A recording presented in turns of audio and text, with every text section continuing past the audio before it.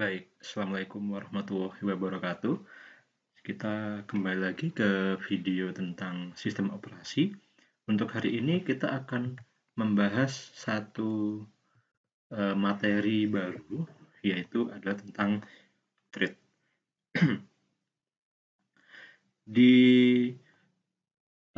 materi sebelumnya atau di video sebelumnya, kita udah membahas tentang CPU scheduling atau proses scheduling. Bagaimana suatu proses itu dijadwalkan oleh operating system agar setiap proses itu bisa berjalan sebagaimana mestinya dan ada penerapan fairness di situ, ada penerapan keadilan sehingga tidak ada proses yang berjalan terlalu lama sehingga waiting time-nya terlalu lama dan seterusnya. Nah, kemudian apa sih sebenarnya yang dimaksud dengan thread itu sendiri?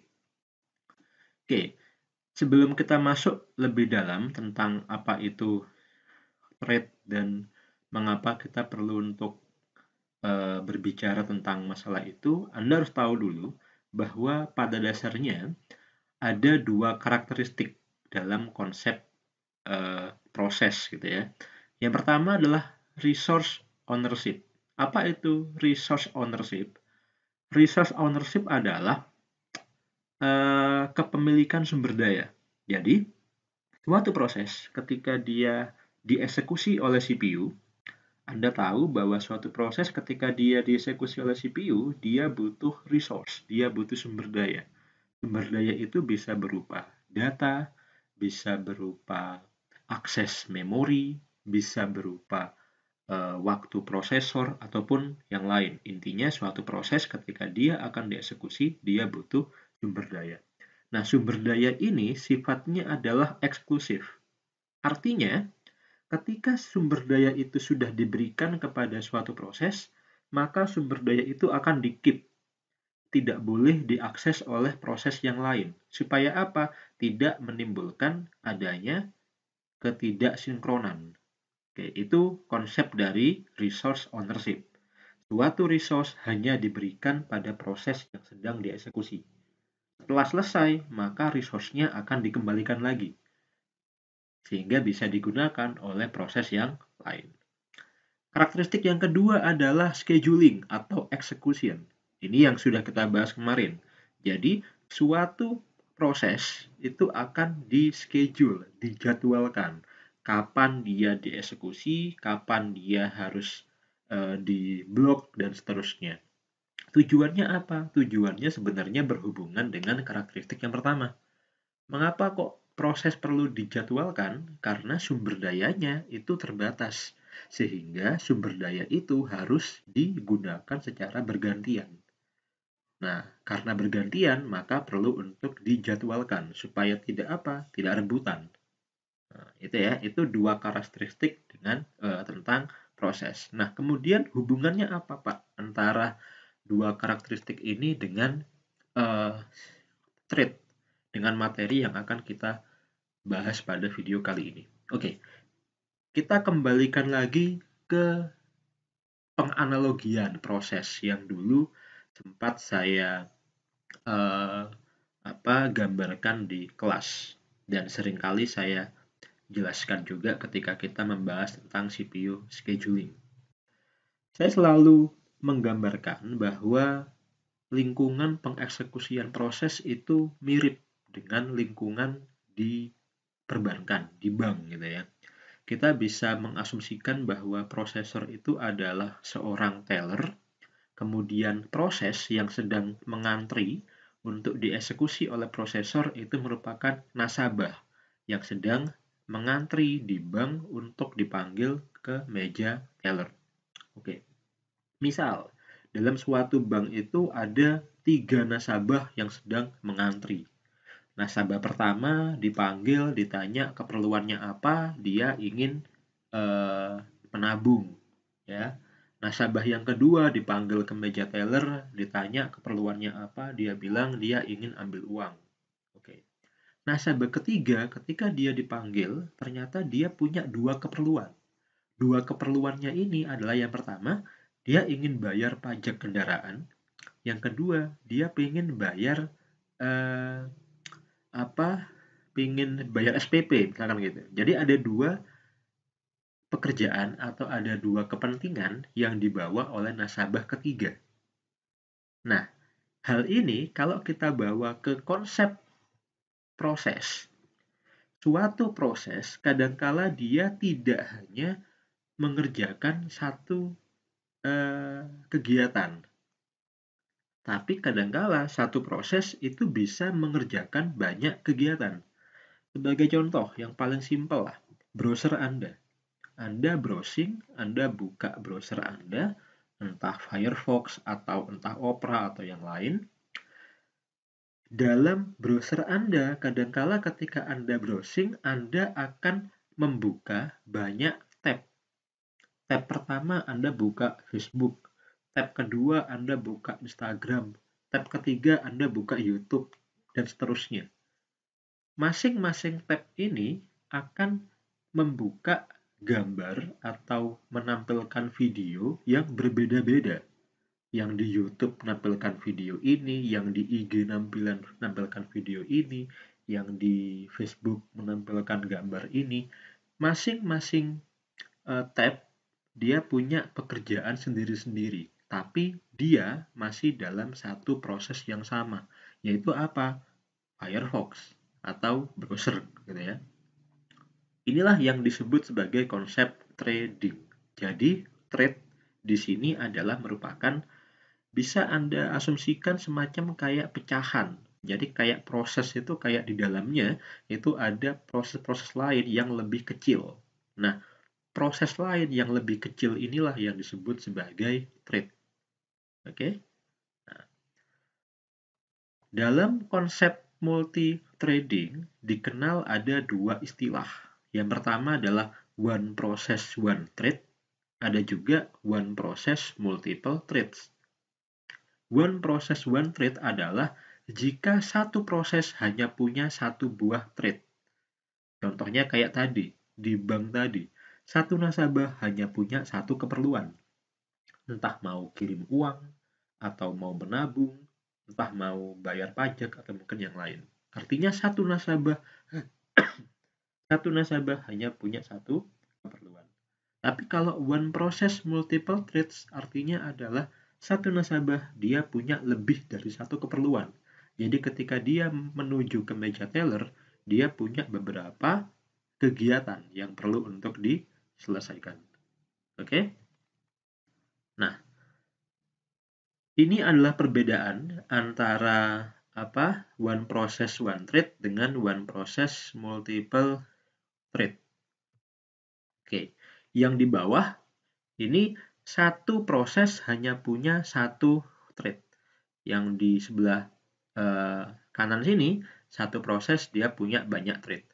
Untuk yang one process one trade ini biasanya didukung atau disupport oleh operating system generasi-generasi lama, semacam kayak MS-DOS. Sedangkan kalau yang one process multiple trades ini biasanya didukung oleh operating system generasi terbaru, semacam kayak Windows yang saat ini ataupun juga modern version of Unix gitu ya, itu sudah menggunakan one process multiple threads.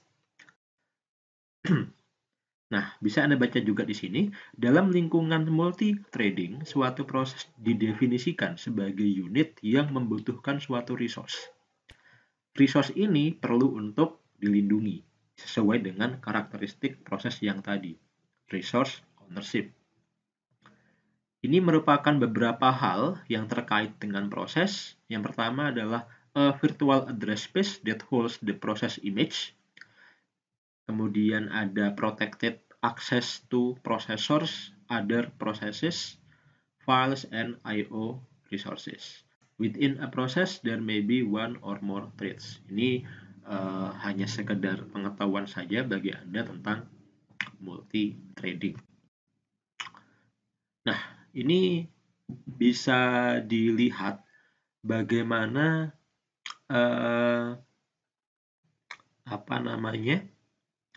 proses manajemen jadi komponen operating system yang bernama proses manajemen, lingkungan single thread dan multi thread itu kalau dilihat dari sudut pandang proses manajemen itu seperti ini. Kalau single thread berarti satu buah proses itu hanya terdiri dari satu thread saja. Ada satu PCB, kemudian ada satu thread. Tapi kalau lingkungannya multi-thread, satu proses akan terdiri dari beberapa thread. Jadi satu PCB, satu proses control block, terdiri dari beberapa thread.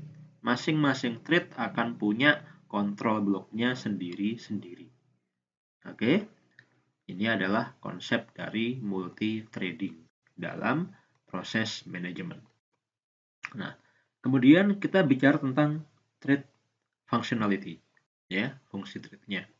Nah, sama halnya dengan suatu proses, karena pada dasarnya tadi saya katakan thread itu bisa diasumsikan sebagai versi kecilnya dari suatu proses, gitu ya. Sama halnya dengan proses di mana dia punya beberapa status. Anda ingat, proses itu punya beberapa stage, diantaranya ada ready, ada running, ada block, ada suspend, dan seterusnya.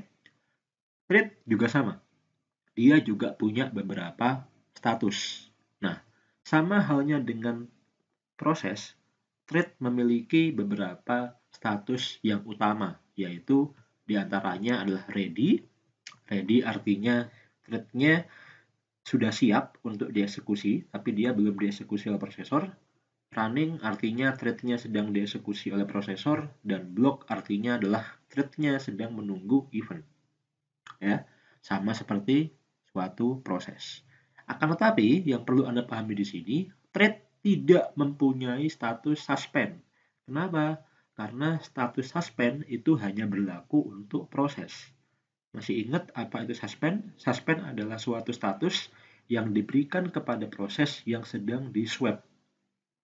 Entah itu swap in ataupun swap out. Ya, jadi yang sedang dipindahkan ke virtual memory, itu adalah suspend. Nah, karena thread ini adalah merupakan bagian dari suatu proses, maka thread ini akan mengikuti status dari proses yang bersangkutan. Kalau proses itu sekarang sedang disuspend, otomatis thread-nya juga ada pada kondisi itu. Tapi kalau prosesnya tidak dalam kondisi suspend, maka thread-nya juga tidak dalam kondisi tersebut. Intinya adalah thread tidak memiliki status suspend sendiri, karena dia ngikut ke prosesnya. Oke. Jika terjadi swap out pada suatu proses, masih ingat kondisi swap out? Swap out artinya adalah proses dipindahkan dari RAM ke virtual memory, itu swap out. Maka semua thread yang terkait dengan proses tersebut juga harus dilakukan proses swap out juga. Jadi ketika ada suatu proses dipindahkan ke virtual memory, maka semua thread yang ada dalam proses itu juga akan ikut dipindahkan. Mengapa kok perlu dipindahkan? Ya karena thread itu berbagi sumber daya dengan proses tersebut. Oke. Nah, ini adalah konsepnya. Misalkan kita punya main memory dan di sini adalah virtual memory. Di sini ada dua proses, ini proses 1, ini proses 2. Dalam proses 1 terdapat 5 buah thread. Ada thread A, thread B, thread C, thread D, thread E. Begitu juga untuk proses 2. Ada 5 thread juga. Ketika suatu proses ini di swap out, dipindahkan dari main memory ke virtual memory, maka semua thread-nya juga akan ikut dipindah. Pun demikian ketika di swap in, maka semua thread juga akan ikut di swap in. Itu adalah thread functionality.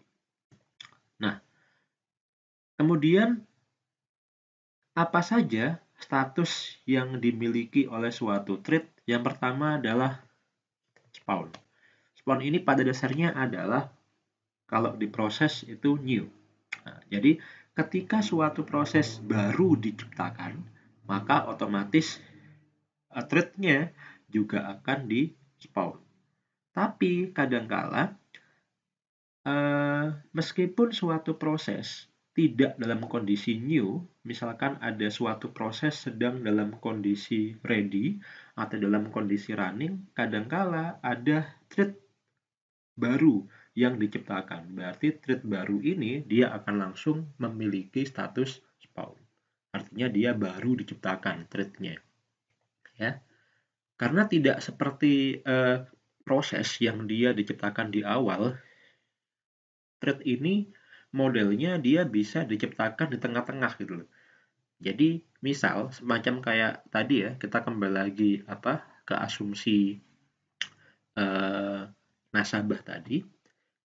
Seorang nasabah bisa jadi ketika dia masuk ke bank, dia hanya punya satu tujuan awalnya. Dia pengen bayar pajak kendaraan, misalkan gitu. Oke, ketika dia sudah masuk atau sudah sampai di meja teller, dia ditanya, Mas, Mbak, ada yang bisa saya bantu? Oh iya, ini mau bayar pajak kendaraan. Oke, saat tellernya sedang melakukan transaksi untuk bayar pajak, tiba-tiba nasabah tadi kepikiran, wah iya, lupa. Saya juga harus bayar SPP. Maka di depan teller tadi, dia bilang, Mbak, sama sekalian dong, saya juga mau bayar SPP. Nah, ini berarti ada thread baru yang diciptakan yang tadinya tidak ada ketika nasabah ini memasuki bank tadi. Oke, itu adalah kondisi spawn. Kemudian ada juga kondisi block. Kondisi block ini hampir sama seperti kondisi block dalam definisi block di proses gitu ya. Jadi ketika suatu thread ini butuh suatu event, entah event dari I/O ataupun yang lain, maka dia akan diberikan status block. Ketika suatu thread ini di-block, maka resource atau sumber daya yang digunakan oleh thread ini akan diberikan kepada thread lain. Entah itu dalam proses yang sama atau thread lain yang ada di proses yang berbeda. Sebagai contoh yang nasabah tadi. Satu orang nasabah dia punya dua tujuan. Satu bayar pajak kendaraan, satunya lagi bayar SPP. Ketika dia sedang bayar pajak kendaraan, kemudian tellernya mengatakan, Mbak, ini mohon maaf karena servernya sedang bermasalah untuk bayar pajak kendaraan, mohon ditunggu sebentar. Kemudian nasabahnya bilang, oh iya Mbak, kalau gitu sekalian deh saya bayar SPP-nya. Ya udah Mbak, yang bayar SPP saya proses duluan ya. Ini berarti thread untuk bayar pajak itu diblok. Kenapa? Karena masih menunggu event atau respons dari server. Maka teller akan mengerjakan thread yang lain, yaitu apa? Bayar SPP. Nah, kayak gitu. Itu adalah kondisi block. Nah, kalau unblock ya, lawannya block tadi. Kalau misalkan eventnya sudah dipenuhi, maka thread yang ada pada kondisi block akan berubah menjadi unblock. Dan ketika tujuannya sudah tercapai, sudah dipenuhi, maka suatu thread itu akan menjadi finish. Oke, itu adalah beberapa perubahan status dari suatu thread. Hampir mirip dengan yang diproses. Oke, kemudian ini adalah merupakan case of using thread. Pada kondisi-kondisi seperti apa kita butuh thread gitu ya. Oke. Ini adalah bagaimana suatu thread itu diproses. Ya, suatu thread itu diproses oleh prosesor. Ini kebetulan gambar ini ada di lingkungan uniprosesor, ya, ada di lingkungan satu prosesor saja. Nah, jadi modelnya kayak gini. Kalau misalkan kita hanya menggunakan satu buah thread saja. Oke, jadi one process, one thread. Ini modelnya seperti ini. Jadi ketika proses satu ini sedang dieksekusi, kemudian di sini ada RPC request. RPC itu apa? RPC itu adalah saya sedikit lupa. Ini ada keterangannya. Nah, remote procedure call. Jadi RPC ini contoh paling gampang adalah ketika Anda sedang browsing. Ketika Anda sedang browsing, Anda akan menghubungi server. Nah, prosesnya adalah ketika ada request dari dari klien, server akan membuka portnya. Ketika server sudah membuka portnya, server akan mengatakan ke klien, port sudah terbuka, silahkan kamu masuk. Itu adalah RPC, Remote Procedure Call. Nah, kita asumsikan suatu proses sedang dieksekusi oleh prosesor, kemudian di sini ada RPC request. Maka dia akan menghubungi server.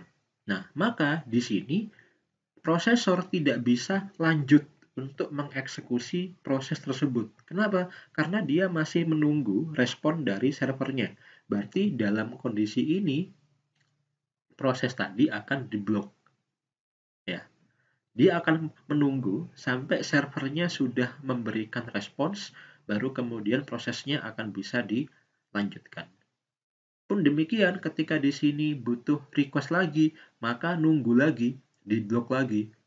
Sampai di sini baru diteruskan lagi. Ini kalau kita pakai one process, one thread. Bagaimana ketika kita ingin melakukan one process, atau misalkan kita ada pada lingkungan one process multi thread. Satu proses, banyak thread. Oke.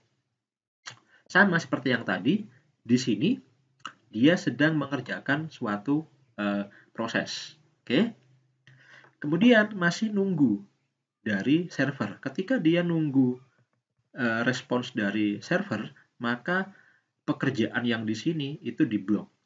Nah, karena dia ada pada lingkungan multi-thread, ketika di sini prosesornya tidak dibiarkan nganggur, tapi prosesornya diminta untuk mengerjakan thread yang kedua. Ya, misalkan anggap aja ini adalah seorang nasabah, ini nasabah yang kegiatan untuk bayar pajak kendaraan, ini untuk bayar pajak, ini untuk bayar SPP. Nah, kalau yang ini tadi, karena dia one process, one thread, masih ketika dia ingin bayar pajak kendaraan, di sini nunggu respon dari server, ya udah dia tunggu lama gitu. Setelah responsnya oke, baru kemudian dia melanjutkan pekerjaannya. Kemudian di sini dia baru mengerjakan untuk pembayaran SPP. Di sini nunggu lagi dari server untuk bayar SPP dan diteruskan. Ini makan waktu, ya. Tapi kalau di sini ketika sedang menunggu respon, ketika dia sedang bayar pajak masih nunggu respon, maka pekerjaan tellernya itu bisa dialihkan untuk melayani kegiatan untuk bayar SPP. Nah, sehingga kalau Anda lihat di sini, ya, waktu terminate-nya itu bisa lebih cepat. Kalau di sini kan panjangnya sekian, kalau yang di sini panjangnya hanya sekian.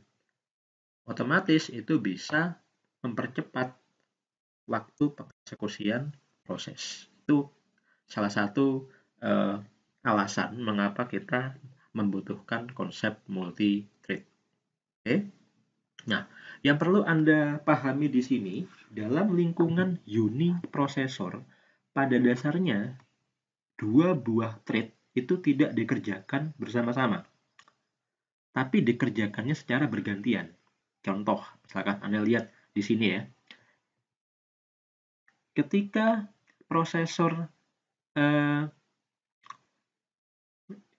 di sini prosesor mengerjakan thread A, kemudian thread A diblok, maka prosesor ganti mengerjakan thread B. Oke, sampai di sini ternyata baik thread A maupun thread B diblok semua. Maka di sini prosesor nganggur, ya, tidak mengerjakan apa-apa. Sampai di waktu kesekian, ternyata thread A sudah dalam posisi unblock. Dia sudah dapat respons dari server. Maka prosesor akan mengerjakan kelanjutan instruksi dari thread A. Nah, saat di sini thread B itu juga di unblock, maka prosesor akan ganti mengerjakan thread B. Saat prosesor mengerjakan thread B, Anda lihat thread A ada dalam kondisi blok juga, tapi bloknya beda dengan yang di atas. Kalau yang di bawah ini, bloknya adalah thread A ini sedang menunggu prosesor, bukan sedang menunggu event. Mengapa kok dia menunggu prosesor? Ya karena prosesornya masih mengerjakan thread B. Setelah thread B finish, baru dia melanjutkan thread A lagi.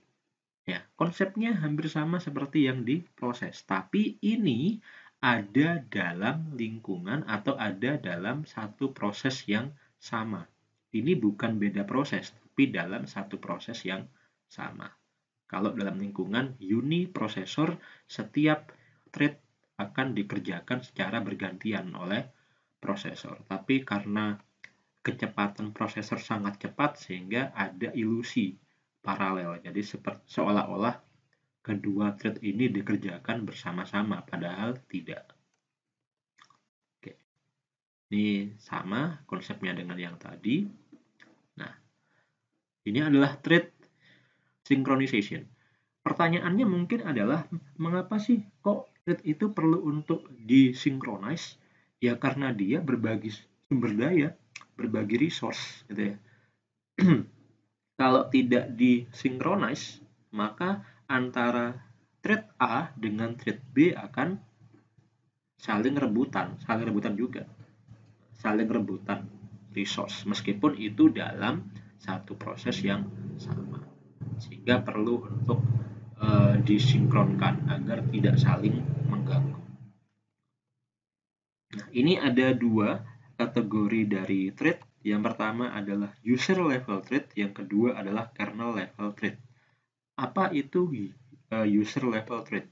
User level thread adalah suatu arsitektur di mana thread itu akan diciptakan di level aplikasi dan dia di-maintain di level aplikasi.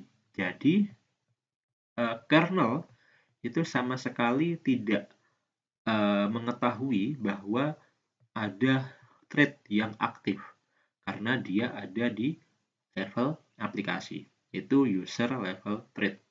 Beda lagi dengan kernel level thread. Kalau kernel level thread, maka thread-nya itu langsung di-maintain di level kernel. Ya, konsepnya seperti ini. Contohnya Windows itu menggunakan pendekatan yang kernel level thread semacam ini.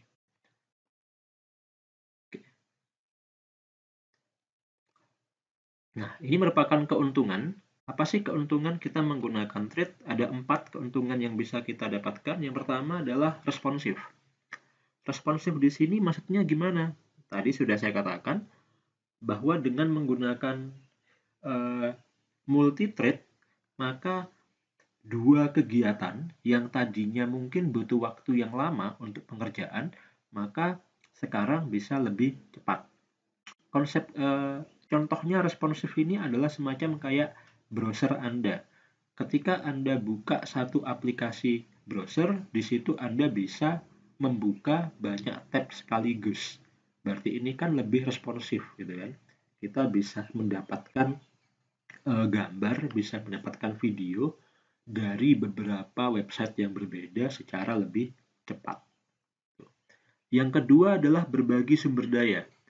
Karena thread itu pada dasarnya ada dalam satu proses yang sama, maka mereka ini berbagi sumber daya. Jadi ibaratnya kayak gini.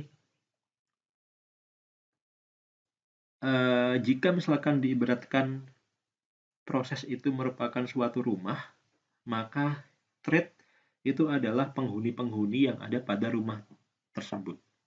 Jika suatu rumah itu diberikan satu sumber daya, diberikan misalkan kulkas gitu, dikasih lemari es, maka seluruh penghuni rumah yang ada di rumah itu bisa menggunakan satu resource yang sama yang sudah disediakan di rumah itu, yaitu lemari es tadi secara bergantian. Nah, jadi lebih hemat sumber daya. Yang ketiga adalah ekonomis. Ekonomis di sini maksudnya apa? Waktu yang dibutuhkan untuk menciptakan proses baru itu lebih lama ketimbang menciptakan thread baru. Dalam operating system Solaris misalkan, itu dikatakan bahwa waktu yang dibutuhkan untuk menciptakan suatu proses itu 30 kali lebih lama ketimbang menciptakan suatu thread. Sehingga kalau dilihat dari segi biaya, dia akan lebih ekonomis. Yang keempat, konsep multi trading itu akan sangat baik diterapkan dalam lingkungan multiprosesor. Kenapa? Karena kalau dalam lingkungan uniprosesor, meskipun kita menggunakan konsep multi-thread, dalam satu proses ada banyak thread, toh nantinya juga setiap thread akan dikerjakan secara bergantian, ya kan? Tapi kalau di lingkungan multiprosesor, dua thread itu bisa dikerjakan oleh dua prosesor dalam waktu yang sama, sehingga waktunya akan lebih cepat lagi. Nah, kayak gitu. Itu beberapa keuntungan-keuntungan kalau kita menggunakan konsep multi-threading. Oke, saya kira itu dulu untuk video kali ini. Kita akan sambung di video selanjutnya. Kalau ada pertanyaan, bisa langsung ditanyakan di kolom komentar ataupun di grup WA yang sudah saya buat.